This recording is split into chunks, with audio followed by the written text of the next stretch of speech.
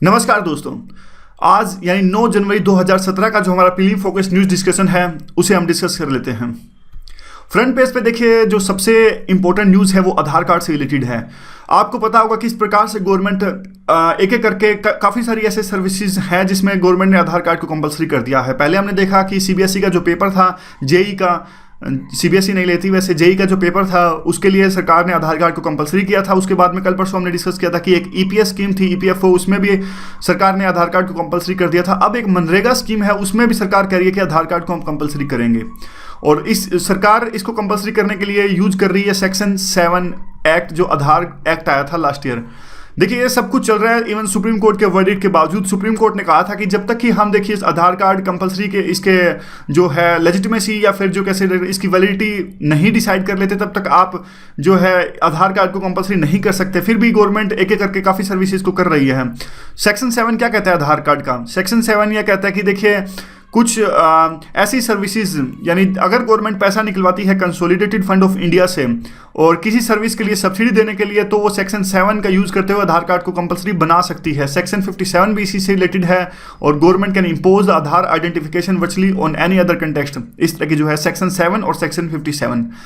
तो इतना तो इंपॉर्टेंट नहीं है, बस थोड़ा बताने के लिए था कंटेक्स्ट। अब देखिए थोड़ी मेरिट्स एंड डिमेरिट्स जल्दी जल्दी इसकी डिस्कस कर लेते हैं कि जो गवर्नमेंट आधार कार्ड को कंपलसरी बनाती है उसकी। देखिए ये बनाती है तो इससे क्या होता है, लीकेज कम हो जाती है और एफिशिएंट हमारे इकोनॉमी है काफ़ी एफिशिएंट काम करने लगती है, क्योंकि सर्विस जो डिलीवरी है काफ़ी एफिशिएंट हमारी हो जाती है। आसानी से जो बेनिफिशरीज हैं उनको कैटर किया जा सकता है, उनको फैसिलिटीज़ या फिर जो सब्सिडीज़ हैं वो प्रोवाइड की जा सकती है, और कैशलेस इकोनॉमी की तरफ में भी एक बेहतर उपयोग इसका हो सकता है आधार कार्ड का। डीमेरिट्स क्या क्या है? अब देखिए मनरेगा के लिए इसे कंपलसरी किया गया है, तो अभी भी काफ़ी दूर दराज के ऐसे इलाके हैं जहां पे आधार कार्ड में जो आपको पता होगा जो आइडेंटिफिकेशन होता है, यानी आधार कार्ड में जब बनवाते हैं तो हमें अपनी क्या है फिंगरप्रिंट्स वगैरह स्कैन करवाने पड़ते हैं। तो देखिए अभी भी कई दूर दराज के इलाकों में यह मशीनें काम नहीं करती, वहाँ आधार कार्ड बनवाना मुश्किल है, या फिर काफ़ी बार और भी तमाम तरह की दिक्कतें आ जाती हैं। तो इससे क्या है, गवर्नमेंट को देखिए एक तरह से सर्विलियंस भी करती है सरकार इससे। तो ये अच्छी चीज़ नहीं है कि पूरी की पूरी जो सरकार हमेशा जनता का सर्विलियंस करती रहती है, ये उनकी प्राइवेसी का हनन है। और तीसरा जो पॉइंट है वो साइबर सिक्योरिटी से रिलेटेड है कि आधार कार्ड के जो डाटा है उसके साइबर सिक्योरिटी, अभी तक हमारे जो गवर्नमेंट प्रोजेक्ट्स हैं उसकी साइबर सिक्योरिटी इतनी अच्छा नहीं है। तो इस तरह की थोड़े प्लस और नेगेटिव में पॉइंट्स थे। ठीक है, अगला जो है देखिए ई परिवहन और ई चालान, ये दो हमने स्कीम्स डिस्कस करी थी पीआईबी में। देखिए पीआईबी डिस्कस करने का कितना फायदा होता है, हमें पहले पता लग जाती है, अखबार में एडवर्टाइजमेंट बाद में आती है। ई परिवहन स्कीम दोबारा से बता देता हूँ। ई परिवहन स्कीम थी वो एक होलिस्टिकली जो आप अगर आपको लाइसेंस बनाना है, कोई चीज़ रजिस्टर करवानी है तो उसके लिए थी ई परिवहन।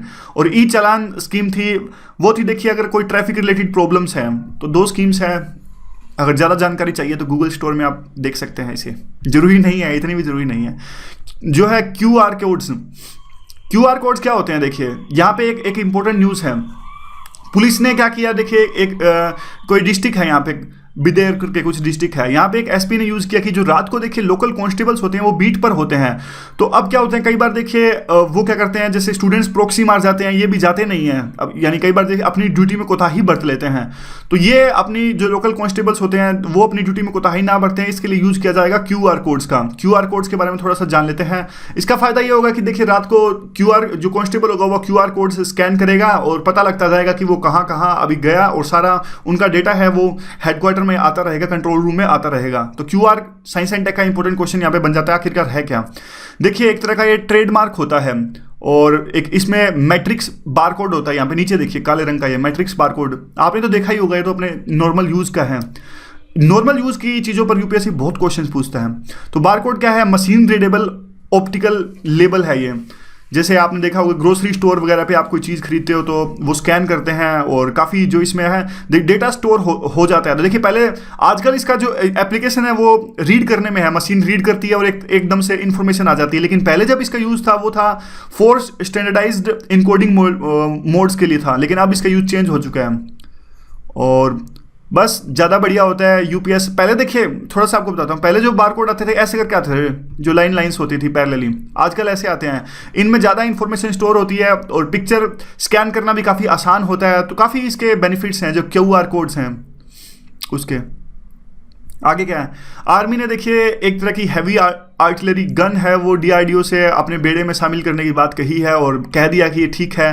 तो उसका नाम देख लीजिए, advanced towed artillery gun system, ATAGS, DRDO ने बनाया है। इंडिजिनस है ये, इंपॉर्टेंट इसलिए क्योंकि इंडिजिनस है, क्योंकि पहले हम काफ़ी इंपोर्ट पे डिपेंड रहते थे, लेकिन अब ये डीआरडीओ ने इसे थम्स अप दे दिया, आर्मी ने थम्स अप दे दिया कि जो पहले जो आर्मी और डीआरडीओ के बीच में काफ़ी डिफरेंसेस थे इनके डिज़ाइन को लेके, अब उन्होंने कह दिया कि ठीक है आप इन्हें बनाइए, ATAGS, advance towed artillery gun system.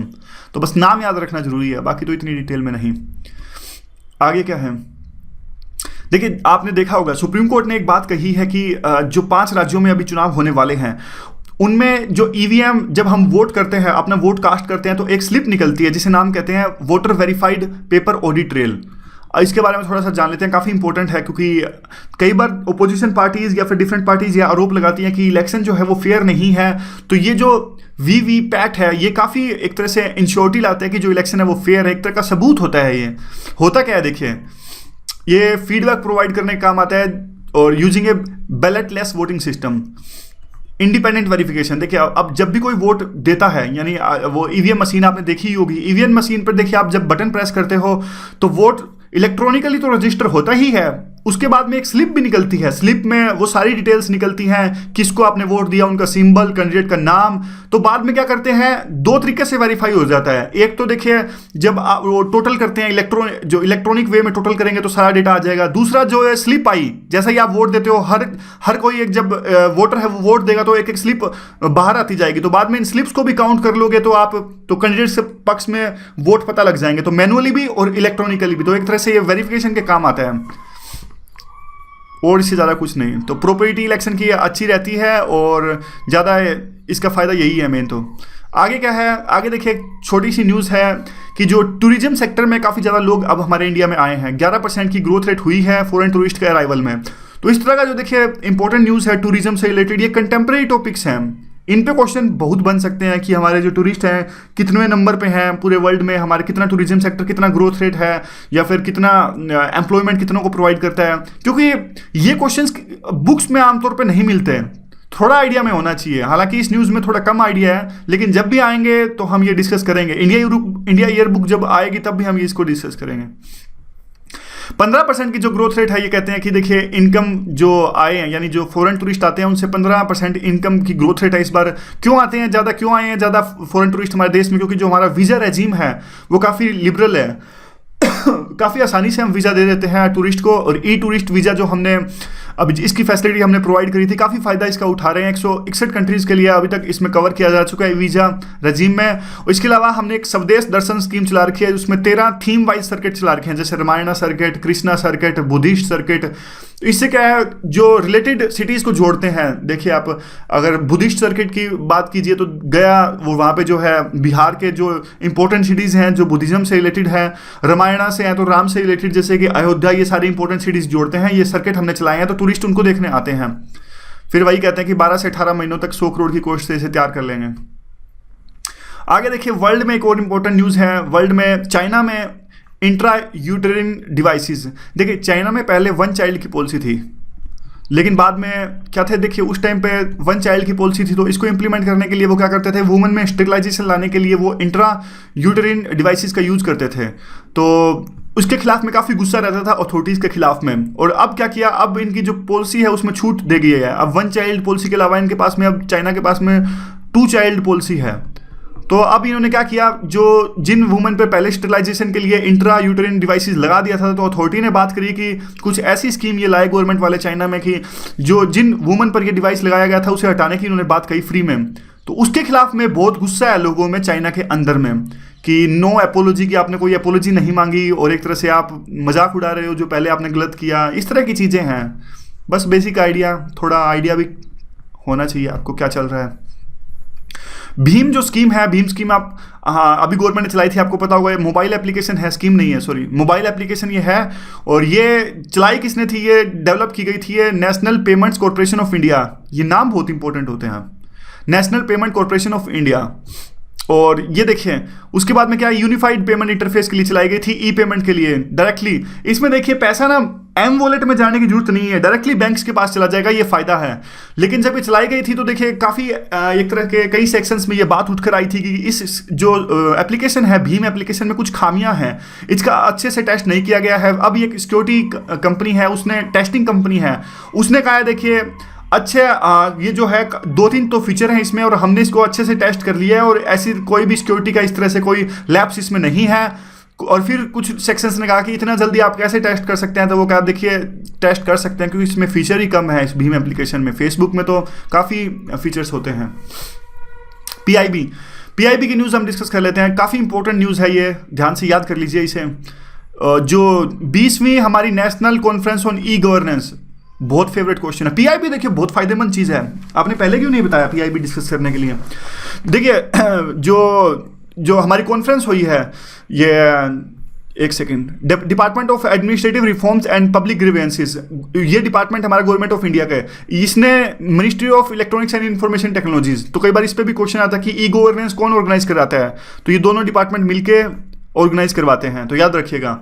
और ये हुई 20वीं जो ई गवर्नेंस है, ये हुई विशाखापट्टनम में। और इसमें काफ़ी जैसे senior government officer, technical experts, जो एकेडमिशियंस हैं और इंडस्ट्रीज़ के रिप्रेजेंटेटिव्स, एनजीओज ने इसमें पार्टिसिपेट किया और काफ़ी अवार्ड्स भी इसमें घोषित, हर साल अवार्ड्स तो डिक्लेयर किए जाते हैं। देखिए पिछली बार जैसे मिला ईपीएफओ को मिला था, ईपीएफओ जो ईपीएस स्कीम से डील करती है। इस साल इस न्यूज़ में तो नहीं है, पता नहीं किसे मिला, लेकिन जब भी न्यूज़ में आएगा हम उसे देख लेंगे, याद कर लेंगे, इंपॉर्टेंट है ये। कोर थीम क्या थी इसकी कोर थीम थी देखिए डिजिटल ट्रांसफॉर्मेशन और सॉरी डिजिटल ट्रांसफॉर्मेशन लेकिन उसके बाद में सब थीम्स इसकी बहुत ज़्यादा थी, जैसे इंटरनेट ऑफ द थिंग्स और काफ़ी सारी इसकी सब थीम्स थी। तो मेन थीम तो इसकी कम से कम आप याद रखिए कि डिजिटल ट्रांसफॉर्मेशन इसकी मेन थीम थी। Union minister union minister of power and coal जो रिन्यूएबल एनर्जी है हमारे पीयूष गोयल, इन्होंने क्या किया, एक स्ट्रीट लाइटनिंग नेशनल प्रोग्राम, ये SLNP street lightning national programme. तो क्या है देखिए अभी ये रन कर रहा है देखिए साउथ दिल्ली म्यूनिसिपल कॉर्पोरेशन में।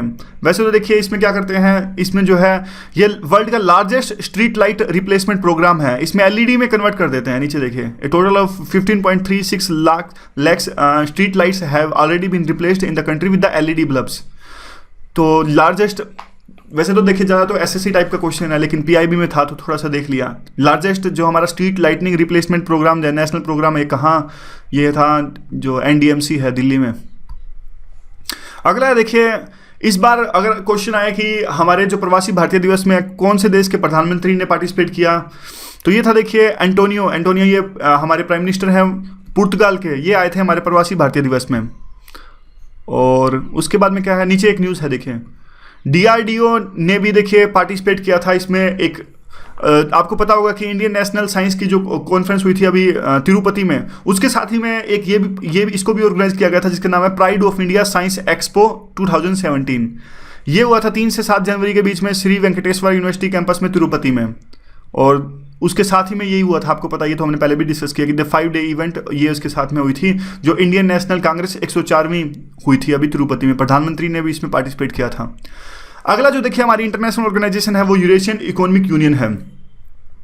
यूरेशियन इकोनॉमिक यूनियन एक तरह की इकोनॉमिक यूनियन है ये, और नॉर्थ यूरेशिया में ये लोकेटेड है।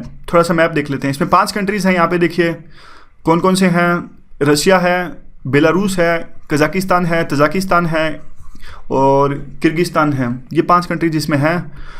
और ट्रीटी देखिए, ट्रीटी था क्या, एक इकोनॉमिक यूनियन बनाएंगे और मिल के व्यापार करेंगे, जो टैरिफ रेट्स हैं वो कम करेंगे, जो सारी बातें होती हैं इकोनॉमिक यूनियन में। सबसे पहले तो 3 देश एक साथ आए थे, बेलारूस, कजाकिस्तान और रशिया। बाद में जो आर्मेनिया है और किर्गिस्तान है, ये दोनों भी साथ में आ गए थे।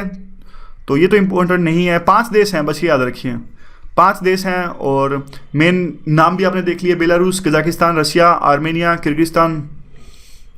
कोई इन पे देखिए क्वेश्चन आने की संभावना थोड़ी तो कम है। क्वेश्चन वो इनडायरेक्ट पूछ लेते हैं कई बार, India is the member of Eurasian economic union, तो हमने ये पढ़ी हुई तो फायदा हो जाता है। कई बार इनडायरेक्ट क्वेश्चन आ जाता है। तो बस यही है, इनमें तो कोई खास चीज़ है नहीं, बस इकोनॉमिक यूनियन है, 5 कंट्रीज हैं। और यहाँ पे देख लीजिए कुछ नहीं, कुछ खास नहीं। तो आज की रिवर्स क्या है, मैप में देख लेते हैं। नॉर्थ अमेरिका के मैप में क्या डिस्कस कर रहे हैं हम आज। एक तो देखिए यूकोन प्लेट्यू है, कनाडा का प्लेट्यू है यूकोन प्लेट्यू, और वेस्ट कनाडा में ये पड़ता है, और प्री कैम्ब्रियन ये प्लेट्यू है। प्लेट्यू आपको पता ही होगा, पठार, और बस एक लोकेशन याद रखना, यूकोन है कहाँ, कनाडा में है ये, वेस्ट कनाडा में है, प्री कैम्ब्रियन प्लेट्यू है ये। उसके बाद में एक और चीज़ देख लीजिए जो है हमारी great salt lake desert. Great salt lake हमने डिस्कस करी थी, यूएस के अंदर में है, और उसके ही वेस्ट में, यानी वेस्ट यूएस में ही पड़ता है, आप इसे साउथ वेस्ट में इसे कह सकते हैं आप। इसका नाम है ग्रेट साल्ट लेक डेजर्ट, बस लोकेशन याद रखिएगा, great salt lake desert. Rivers हमने डिस्कस कर ली थी, तो एक दो इंपॉर्टेंट हमारी जो रिवर रह गई थी वो देख लीजिए। हडसन रिवर, हडसन रिवर का तो नाम आपने सुना ही होगा, पहले इसके बारे में थोड़ा सा देख लेते हैं। 315 माइल्स यानी 507 किलोमीटर की रिवर है, नेविगेशनल ये रिवर है इसलिए इंपॉर्टेंट है ये, और नॉर्थ टू साउथ ये ईस्टर्न न्यूयॉर्क में, यानी न्यूयॉर्क शहर से ये गुजरती है। तो कई बार यूएसए का जिक्र आता है तो ये पूछ लेते हैं कि न्यूयॉर्क शहर कौन सी रिवर पर है। द रिवर ओरिजिनेट तो इंपॉर्टेंट है नहीं कहाँ से ओरिजिनेट होती है, लेकिन गिरती कहाँ है वो इंपॉर्टेंट है कि अटलांटिक ओशन में गिरती है। तो यहाँ पे आप देख लेते हैं, ये देखिए जो न्यूयॉर्क सिटी से ये जाती है, और यहाँ पे देख लीजिए अटलांटिक ओशन में गिरती है, और नेविगेशनल ये रिवर है। तो बस ज़्यादा इंपॉर्टेंट तो है नहीं। न्यू जर्सी भी आता है, ये देखिए न्यूयॉर्क भी है यहाँ पे। हडसन रिवर नेविगेशनल है। आगे क्या है, तो आज की स्कीम क्या है? आज की स्कीम तो ये है, देखिए अटल पेंशन योजना। अटल पेंशन योजना देखिए 18 से 40 वर्ष तक की आयु तक देखिए पैसा जमा कराना है, यानी अब हम इसके लिए एलिजिबल है। 18 से 40 के बीच का कोई भी पर्सन इसमें पैसा जमा करा सकता है, और 60 वर्ष की आयु होने के बाद में उनको पेंशन मिलनी स्टार्ट हो जाएगी। यानी आप देखिए, कहने का मतलब ये है कि अगर अब हम पैसा जमा कराते हैं कुछ भी 42 रुपये से लेकर 210 रुपये तक का प्रति माह तक का योगदान, और हम ये जमा कराते रहेंगे जब तक कि हमारी एज 40 साल नहीं होगी। तो उसके बाद में देखिए 60 यानी 18 से 40 के बीच में तो हमें पैसा जमा कराने हैं, कुछ भी हम जमा करा दें 42 से लेकर 210 तक। 40 से 60 के बीच में कुछ नहीं होगा, लेकिन हमारी जब आयु यानी हमारी एज जब 60 साल की होगी तब हमें एक तरह की पेंशन मिलनी स्टार्ट हो जाएगी, 1000 से लेकर 5000 के बीच में कुछ भी। तो एक तरह से अनऑर्गेनाइज सेक्टर के लिए एक स्कीम है, अनऑर्गेनाइज सेक्टर के लिए स्कीम है मेनली, मतलब स्पेसिफिक। वैसे तो शायद इसमें कोई भी पार्टिसिपेट कर सकता है, लेकिन जो स्पेसिफिक है वो अनऑर्गेनाइज सेक्टर के लिए है, क्योंकि अनऑर्गेनाइज सेक्टर के लिए उनकी पेंशन एक तरह से इंश्योर हो जाएगी। अब हम डिस्कस करते हैं जो जुलाई के करंट अफेयर्स। हमारे जो करंट अफेयर्स थे जून के ऑलमोस्ट खत्म हो चुके हैं, जो थोड़े बहुत बचे होंगे तो हम सेकंड राउंड के जो रिवीजन करेंगे जून के करंट अफेयर, उसमें हम सब कुछ डिस्कस कर लेंगे। तो आज हम स्टार्ट करते हैं पॉलिटी से। आज मंडे है, मंडे को हम पॉलिटी डिस्कस करते हैं, आपको पता ही होगा। तो पहला करंट अफेयर ज़्यादा काफ़ी फेमस था उस टाइम पे। देखिए पीएम ने एक स्टेटमेंट दी थी साइमल्टेनियसली इलेक्शंस को लेकर। पीएम ने कहा था कि देखिए जो इलेक्शंस हैं उनको एक साथ करवाने चाहिए, यानी लोकसभा और स्टेट के इलेक्शंस को एक साथ करवाना चाहिए था। ये पिछले साल जुलाई में काफ़ी फेमस था इस चीज़ को। इसके कुछ जो पॉजिटिव और नेगेटिव डिस्कस कर लेते हैं। देखिए फ़ायदा क्या है, पॉजिटिव तो साफ साफ ये है कि जो पॉलिसी पैरालिसिस हो जाता है कि बार बार जैसे इलेक्शन होते हैं, जैसे अभी आपने देखा होगा कि अपोजिशन पार्टीज डिमांड ये कर रही है कि बजट है उसको आगे सिरकाया जाए, यानी आने वाले 1 फरवरी को जो गवर्नमेंट का प्लान है बजट पेश करने का उसको 1 तारीख को ना पेश किया जाए। लेकिन गवर्नमेंट कहती है देखिए इससे तो हमारे जो है एजेंडा है वो रुक जाएगा, क्योंकि नोटबंदी के बाद में हमने काफ़ी कुछ सोच रखा है। तो एक तरह से पॉलिसी पैरालिसिस आ जाता है, तो ये नेगेटिव हुआ। पॉजिटिव है, ठीक है, पॉजिटिव नेगेटिव में बहुत कंफ्यूजन रहती है। दूसरा है क्या है, एक फायदा क्या है, नहीं सॉरी ये पॉजिटिव ही है, पॉलिसी पैरालिसिस नहीं आएगा, साइमल्टेनियसली इलेक्शन रखेंगे तो। दूसरा क्या है, देखिए दूसरा क्या है, दूसरा और क्या क्या इसके रीजंस हो सकते हैं। तो इससे देखिए इलेक्शन का जो एक्सपेंडिचर है वो भी कम आएगा, यानी अब एक साथ इलेक्शंस होंगे तो क्या होएगा, खर्चा कम होएगा एक साथ अगर इलेक्शन होएगा, तो ये भी इसका पॉजिटिव फायदा हो रहा है हमें। तीसरा जो है देखिए जो इश्यूज़ हैं, यानी जो डेवलपमेंट के इश्यूज़ हैं वो ज़्यादा हावी रहेंगे। वैसे इसका ये सेम नेगेटिव भी हो सकता है कि लोकल और जो नेशनल इश्यूज़ हैं वो मिक्स हो जाएंगे। उसके बाद में नेगेटिव में कौन कौन से आते हैं, नेगेटिव में ये आते हैं देखिए, एक तो एक तो हमने डिस्कस कर लिया कि दोनों के दोनों जो इश्यूज़ हैं वो मिक्स हो जाएंगे। और एक दूसरा जो ये बनता है कि देखिए फेडरलिज्म की ये बात करते हैं, फेडरलिज्म हर्ट हो जाएगा, क्योंकि फेडरलिज्म यानी स्टेट के जो मुद्दे होते हैं वो अलग होते हैं और जो सेंटर के मुद्दे हैं वो अलग होते हैं। स्टेट के जब इलेक्शंस होते हैं तो लोकल मुद्दों पर काफ़ी जोर दिया जाता है। और फिर अगर एक नेगेटिव ये आता है कि चैलेंज भी कह सकते हैं, इसे नेगेटिव भी कह सकते हैं। एक सेकंड में थोड़ा साफ लिखने की कोशिश करता हूँ। हाँ, तो आगे देखिए, एक मुद्दा ये कि आप इसको होल्ड कैसे करोगे, क्योंकि सेंट्रल गवर्नमेंट तो आपको पता है कई बार कि प्रेसिडेंट रूल लगा देती है, आर्टिकल नंबर 356 का यूज कर देती है। आर्टिकल नंबर 356 का यूज कर देती है, तो अब मान लीजिए आप सेंट्रल गवर्नमेंट तो 5 साल के लिए चुन के आई, लेकिन स्टेट गवर्नमेंट और बीच में ही उसका डिसोल्यूशन हो गया, तो क्या वो वेट करेंगे? मान लीजिए अब सेंट्रल गवर्नमेंट खत्म होगी 2020 में और स्टेट गवर्नमेंट खत्म हो गई कोई भी स्टेट्स की 2018 में, तो क्या वो 2 साल तक इंतजार कर ही नहीं सकते? हमारे कॉन्स्टिट्यूशन में साफ साफ कहा है कि 6 महीने के अंदर अंदर आपको इलेक्शन करवाने हैं। दूसरा देखिए, एक ये बार बार इलेक्शन देखिए होते हैं तो एक इसका फायदा भी होता है, क्योंकि जो पॉलिटिशियन है वो अकाउंटेबल रहते हैं जनता के प्रति, उनको पता है इलेक्शन आने वाले हैं, तो इसलिए वो कुछ जनता के प्रति अकाउंटेबल रहते हैं और ऐसी पॉलिसीज बनाते हैं कम से कम जो जनता के फायदे के लिए हो। एक इसका देखिए model of code of conduct से भी आप इसे रिलेट कर सकते हैं कि पॉलिसी पैरालिसिस, आपने कहा कि मॉडल कोड ऑफ कंडक्ट जो बार बार लग जाती है इसलिए पॉलिसी पैरालिसिस आता है। दूसरा देखिए, पैसा तो हमने डिस्कस कर लिया, तो मेन इसके कुछ पॉजिटिव और नेगेटिव्स थे। और आगे देखिए जो टॉपिक आता है वो NHRC का आता है, किस तरह से जो नेशनल ह्यूमन राइट्स कमीशन है वो एक तरह से टूथलेस टाइगर है, ये कहा था जुलाई में जो दत्तू ने, जो हमारे former chief justice of India थे, उन्होंने कहा देखिए कुछ पावर्स नहीं है नेशनल ह्यूमन राइट्स कमीशन में, उनके पास में सिर्फ जो है रिकमेंडरी पावर्स हैं, और रिकमेंडरी पावर्स मतलब कुछ अपने आप से वो एक्शन नहीं ले सकते, सिर्फ एक तरह से वो रिकमेंडेशन दे सकते हैं। दूसरा, वो 1 साल के अंदर अंदर, यानी पिछले 1 साल के अंदर अंदर में जो केसेस सामने आए सिर्फ उन्हीं पे वो एक्शन ले सकते हैं। अगर 1 साल से पुराना कोई केस हो गया तो उस पर भी वो एक्शन नहीं ले सकते।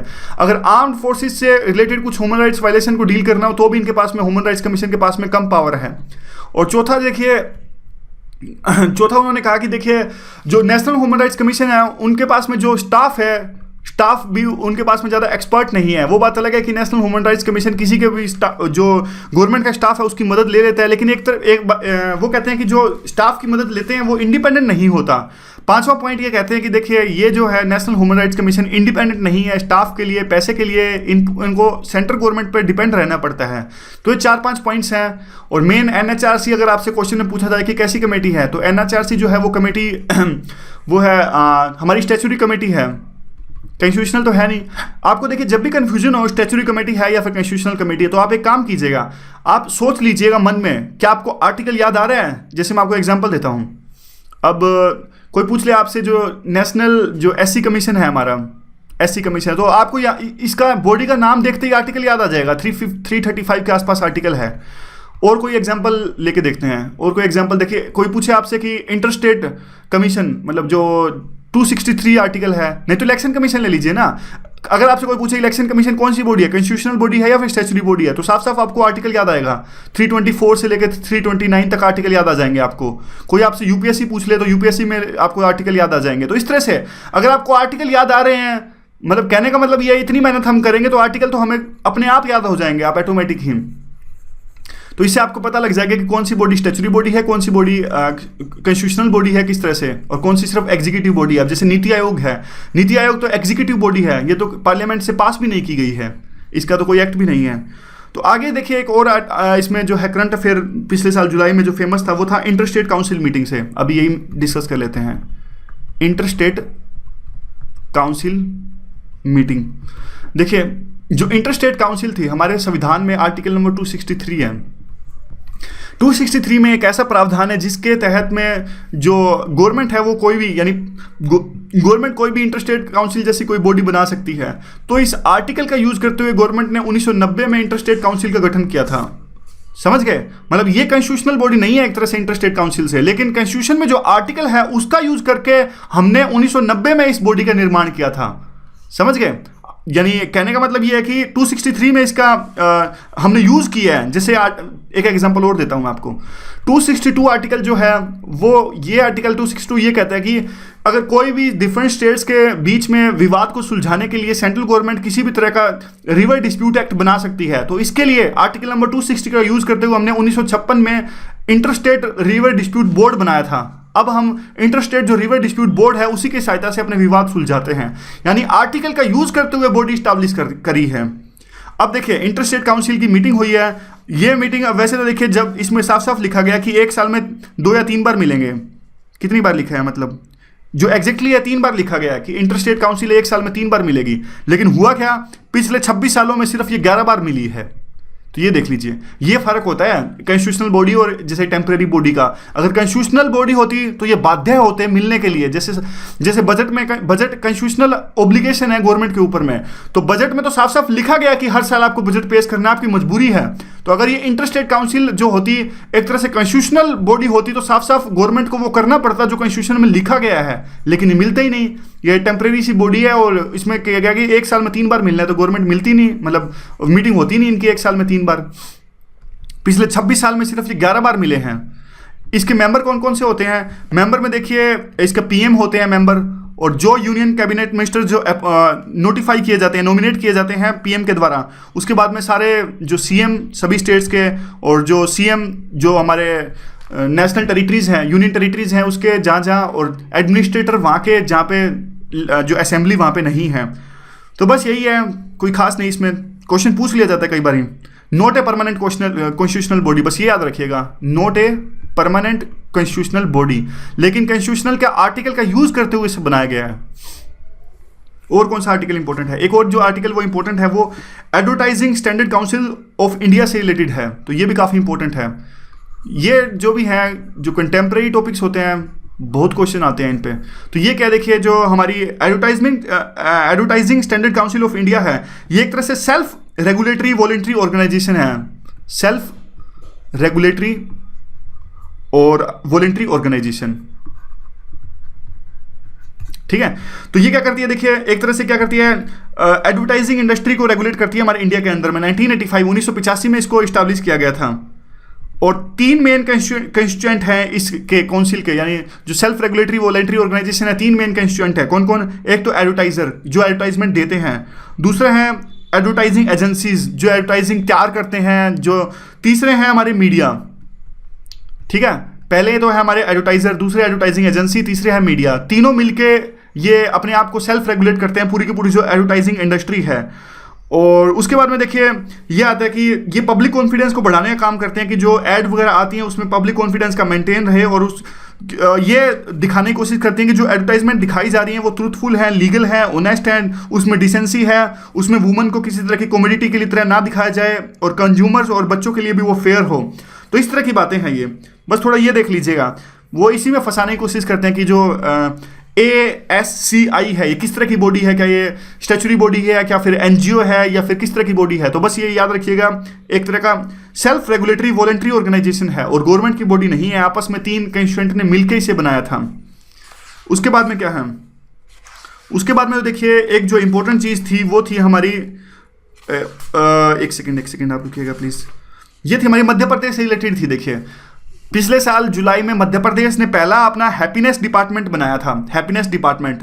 तो इस तरह का अगर सिंपल फैक्ट है, क्वेश्चन आया कि इंडिया में कौन सा ऐसा स्टेट है जिसने भूटान के तर्ज पर हैप्पीनेस डिपार्टमेंट बनाया है। आपने देखा ही होगा कि भूटान में एक कंसेप्ट है ग्लोबल नेशनल हैप्पीनेस का, GNH है, सॉरी, ग्लोबल नेशनल हैप्पीनेस। तो ग्लोबल नेशनल हैप्पीनेस जैसे कि इकोनॉमी को मापने का एक आंकड़ा होता है GDP, सुबह हमने डिस्कस किया था GVA।